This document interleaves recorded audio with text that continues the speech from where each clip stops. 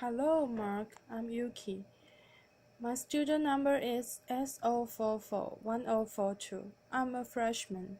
Speech title is The Global Food Waste Scandal by Tristram Stuart.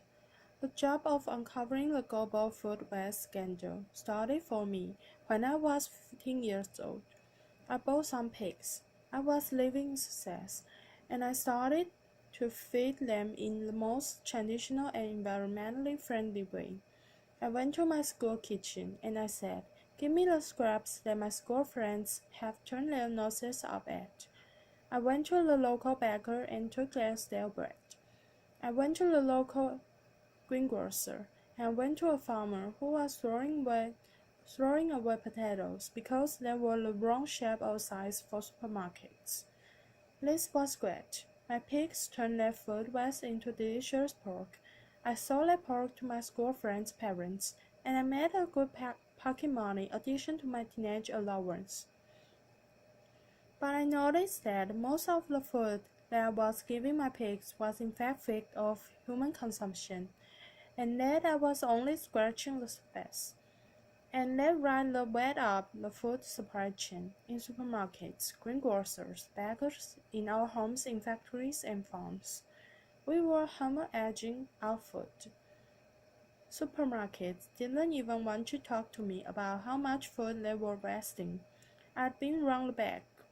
I'd seen bins full of food being locked and then chucked off to landfill sites. And I thought, surely there is something more sensible to do with food than waste it. One morning, when I was feeding my pigs, I noticed a particularly tasty-looking sun-dried tomato leaf that used to crop up from time to time. I grabbed hold of it, sat down, and ate my breakfast with my pigs. Laughter. That was the first act of what I later learned to call fringism. Really an exhibition of the injustice of food waste, and the provision of the solution to food waste, which is simply to sit down and eat food, rather than throwing it away. That became, as it were, a way of confronting large business in the business of wasting food, and exposing, most importantly, to the public, that when we were talking about food being thrown away, we are not talking about rotten stuff. We're not talking about stuff that's beyond the pale. We are talking about good, fresh food that is being raised on a colossal scale. Eventually, I set about writing my book, really to demonstrate the extent of this problem on a global scale. What this shows is a nation-by-nation breakdown of the likely level of food waste in each country in the world. Unfortunately, empirical data, food, has stats don't exist, and therefore to prove my point, I first of all had to find some proxy way of uncovering how much food was being wasted. So I took the food supply of every single country and I compared it to what was actually like to be being consumed in each country. Let's base on that intake surveys. It's based on levels of obesity. It's based on a range of factors that gives you an approximate guess as to how much food is actually going into people's mouths. That black line in the middle of that table is a likely level of consumption, with an allowance for certain levels of inevitable waste. There will always be waste. I'm not that unrealistic that I think we can live in a waste-free world, but that black line shows what a food supply should be in a country if they allow for a good, stable, secure, nutritional diet for every person in that country. Any doubt above that line, and you will quickly notice that that includes most countries in the world, represents unnecessary surplus, and is likely to reflect levels of wealth in each country. As a country gets richer, it invests more and more in getting more and more surplus into its shops and restaurants. And as you can see, most European and North American countries fall between 150 and 200% of the nutritional requirements of their populations. So, a country like America has twice as much food on its shelves and in its restaurants than is actually required to feed the American people. But the thing that really struck me when I plotted all this data, and it was a lot of numbers, was that you can see how it levels off. Countries rapidly shoot towards the 150 mark and then they level off, and they don't really go on rising as you might expect. So I decided to unpack that data a little bit further to see if that was true or false. And that's what I came up with. If you include not just the food that ends up in shops and restaurants, but also the food that people feed to livestock, the mass, the soil, the wheat, and that humans could eat but choose to fatten livestock instead to produce increasing amounts of meat and dairy products. What you find is that most rich countries have between 3 and 4 times the amount of food that their population needs to feed itself. A country like America has 4 times the amount of food that it needs. When people talk about the need to increase global food production to feed those 9 billion people, they are expected on the planet by 2050. I always think of these graphs. The fact is, we have an enormous buffer in rich countries, beating ourselves and hunger. We've never had such gargantuan surplus before. In many ways, this is a great success story of human civilization, of the agricultural surplus that we set out to achieve 12,000 years ago. It is a success story. It has been a success story. But what we have to recognize how is that we are reaching the ecological limits that our planet can bear. And when we chop down forests, as we are every day, to grow more and more food, when we extract water from depleting water reserves, when we emit fossil fuel emissions in a quest to grow more and more food, and then we throw away so much of it, we have to think about what we can start saving. And yesterday, I went to one of the local supermarkets that I often visit to inspect, if you like, what they are throwing away. I found quite a few pockets of biscuits amongst all the fruit and vegetables and everything else that was in there, and I thought, well, this could serve as a symbol for today. I want you to imagine that these 9 biscuits that are found in a bin represent the global food supply, okay? We start out with 9. That's what's in fields around the world every single year.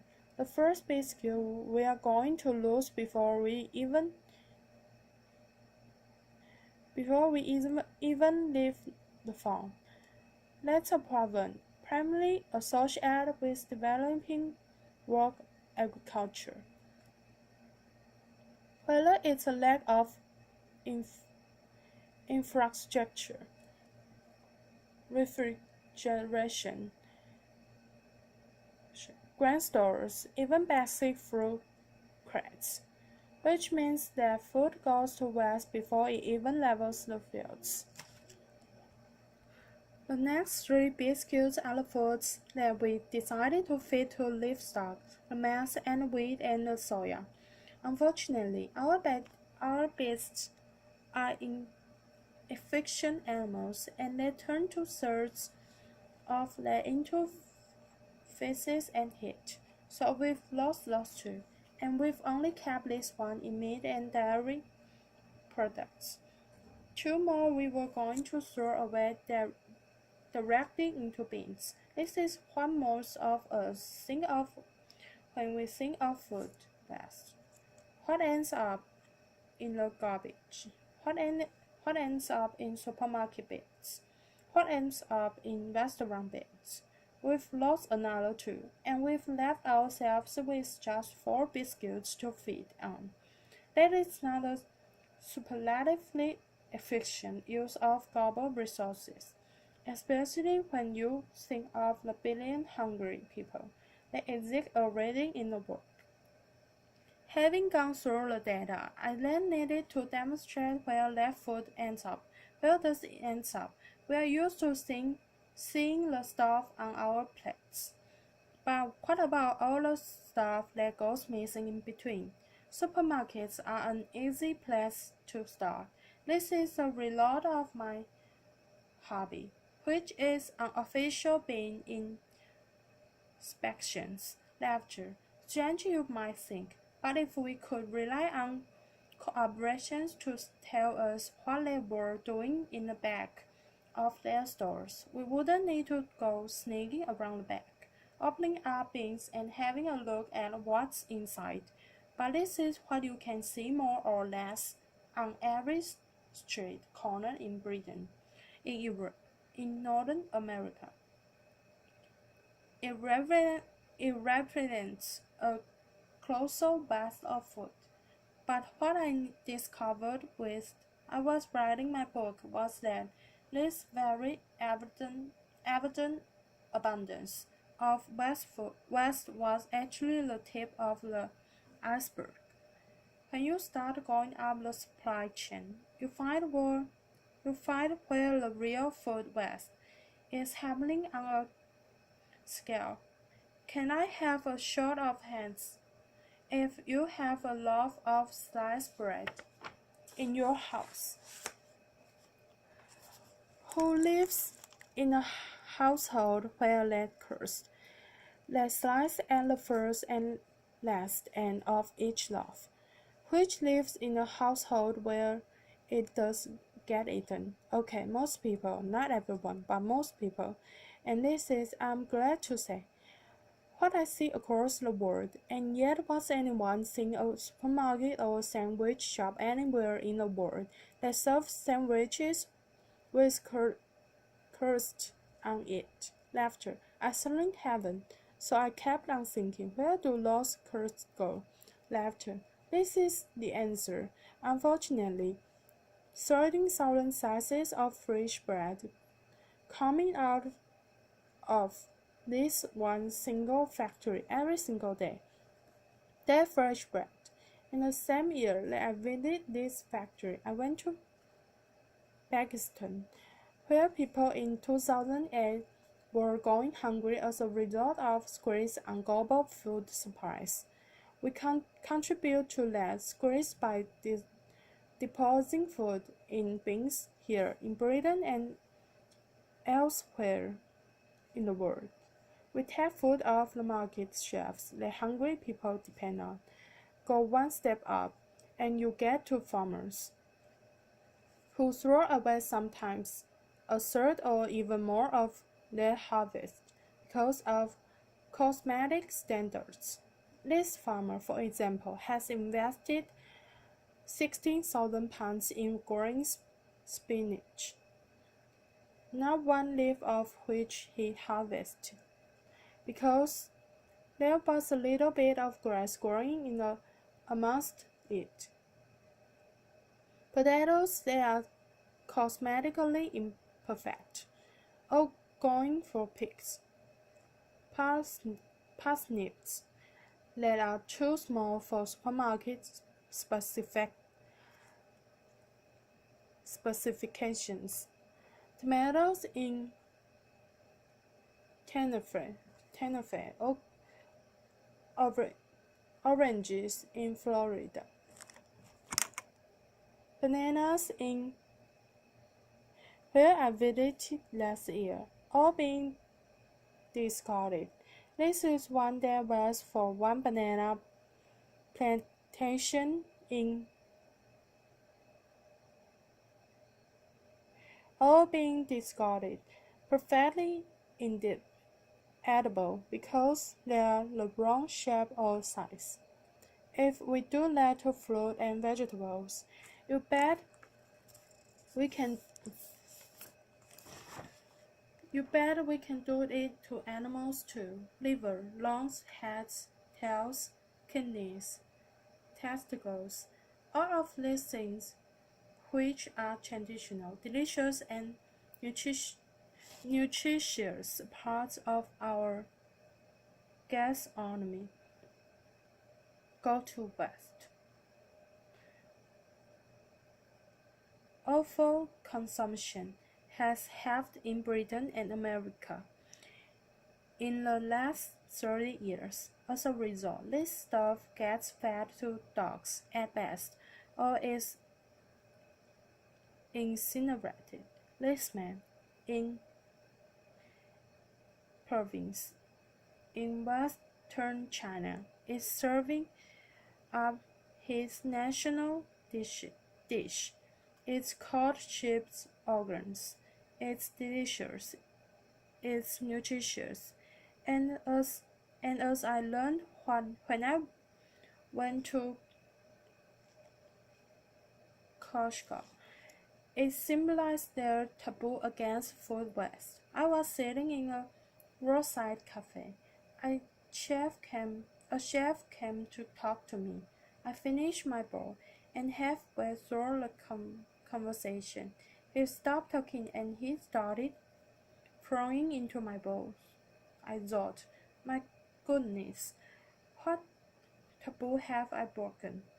How have I insulted my host? He pointed at 3 grains of rice at the bottom of my bowl, and he said, clean. Laughter. I thought, my God, I go around the world telling people to stop wasting food. This guy has thrashed me at my own game. Laughter. But it gave me fast.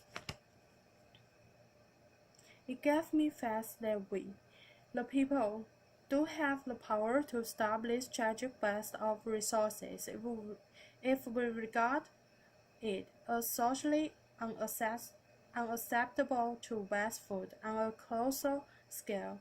If we make noise about it, tell corporations about it, tell governments, we want to see an end to food waste. We do have the power to bring about that change. Fish. 40 to 60% of European fish are discarded at sea. They don't even get landed in our homes. We've lost touch with food. This is an experiment I did on 3 dishes who keeps in their fridge. Most people. The one on the left was kept in the fridge for 10 days. The one is in the middle on my kitchen table. Not much difference. The one on the right I treated like cut flowers. It's a living organism. Cut the slice off. Stuck it in a vase of water. It was all right for another 2 weeks after this. Some food waste, as I said at the beginning, will inevitably arise. So the question is, What is the best thing to do with it? I answered that question when I was 15. In fact, humans answered that question 6,000 years ago. We domesticated pigs to turn food waste back into food, and yet in Europe, the practice has become illegal since 2001 as a result of the foot and mouth outbreak. It's unscientific. It's unnecessary. If you cook food for pigs, just as if you cook food for humans, it is rendered safe. It's also a massive saving of resources. At the moment, Europe depends on importing millions of tons of soy from South America, where its production contributes to global warming, to deforestation, to biodiversity loss, to feed livestock here in Europe. At the same time, we throw away millions of tons of food waste, which we could and should be feeding them. If we did that, and fed it to pigs, we would save that amount of carbon. If we feed our food waste with, which is the current government favorite way of getting rid of food waste, to anaerobic digestion, which turns food waste into gas to produce electricity. You save a paltry 448 kilograms of carbon dioxide per ton of food waste. It's much better to feed it to pigs. We knew that during the war. Laughter. A sliver. It has kicked off globally the quest to tackle food waste. Feeding the 5,000 is an event at first organized in 2009. We fed 5,000 people, all on food that otherwise would have been wasted. Since then, it's happened again in London. It's happening internationally and across the country. It's a way of organizations coming together to celebrate food. To say the best thing to do with food is to eat and enjoy it, and to stop wasting it. For the sake of the planet we live on, for the sake of our children, for the sake of all the other organisms that share our planet with us. We are a terrestrial animal, and we depend on our land for food. At the moment, we are chasing our land to grow food that no one eats. Stop wasting food. Thank you very much. Applause.